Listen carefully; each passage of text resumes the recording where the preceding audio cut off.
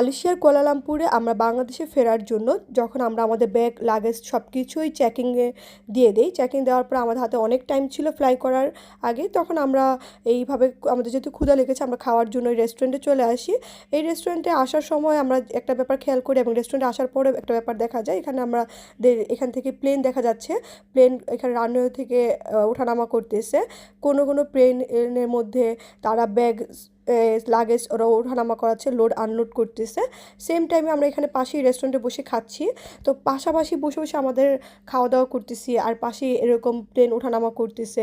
এই ব্যাপারটা দেখে আমার খুবই মজা লাগে, ভালো লাগতে থাকে। আর এই এয়ারপোর্টের মধ্যে কিন্তু আমরা এক ফ্লোর থেকে আরেক ফ্লোরে যাওয়ার সময় চারপাশে কিন্তু এভাবে গ্লাস দেওয়া ছিল, আমরা পুরোটাই দেখতেছিলাম। আর এই রেস্টুরেন্টের পাশে বসে খাওয়া দাওয়া করতেছে আর সেম টাইমে প্লেন ওঠানামা করতেছে। এই ব্যাপারটা আমরা খুবই এনজয় করি। আমার কাছে এই জিনিসটা খুবই ভালো লাগে। আমি একের পর এক দেখতেছি মানুষজন ব্যস্ততা, মানুষজন চলে যাচ্ছে, আবার নতুন মানুষজন নামতেছে। এই জায়গাটার মধ্যে যখন ব্যাগগুলো দেখে কি সুন্দর করে যত্ন সহকারে তারা লোড আনলোড করতেছে লাগেজগুলো, আমার এই ব্যাপারটা খুবই ভালো লাগে। বুঝতে পারি যে তারা খুব সব কিছু খুব যত্ন করে করে।